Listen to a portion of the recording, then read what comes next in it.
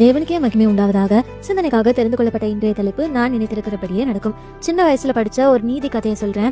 ஒரு முறை ஒரு ஏழையான விவசாயி ஒரு மரத்தடியில தூங்கிட்டு இருக்கும்போது கனவுல ஒரு நீதி தேவதை வந்து, உனக்கு ஒரு வரம் தரேன், நீ மனசுல என்ன நினைச்சாலும் அது அப்படியே நடக்கும்னு சொன்னாங்களாம்.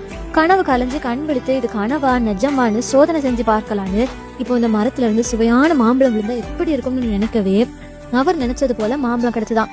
இது கனவில்ல நிஜம்தான் உணர்ந்ததும் அறுசுவையான உணவு, பணிவிடை செய்ய பெண்கள், நல்ல வீடு, தோட்டம், துறவுன்னு கை நிறைய காசுன்னு எல்லாத்தையும் நினைக்க நினைக்க எல்லாமே நிறைவேறுது. முன்னாடி அவர்கிட்ட இல்லாத எல்லாமே அவர்கிட்ட வந்ததும் இதெல்லாம் திரும்ப போயிடுமோன்னு பயத்துல நினைக்கவே அவர் நினைச்சது போல எல்லாமே போயிடுதான். இது ஒரு கற்பனை கதையா இருந்தாலும் இந்த கதையில வர கதாபாத்திரம் போல நம்ம எல்லாருக்குமே நினைச்சது நினைச்ச நேரத்துல நடக்கணும். சில நேரத்துல நாம நினைச்சது நடக்குந்தாலும் பல நேரத்துல நாம நினைக்காததுதான் நடக்குது. ஏன் தெரியுமா? ஏசாயா 14:24 படி நாம நினைச்சது கர்த்தர் சித்தத்துக்கு மாறா இருந்திருக்கலாம், எதிர்காலத்தை கேள்விக்குறியாக்க கூடியதா இருக்கலாம், இல்லனா நம்மளையே அழிக்கக்கூடியதா கூட இருக்கலாம். நாம என்னதான் நினைச்சாலும் கர்த்தர் என்ன நினைச்சிருக்கிறாரோ அது மட்டும்தான் நடக்கும். ஆமேன்.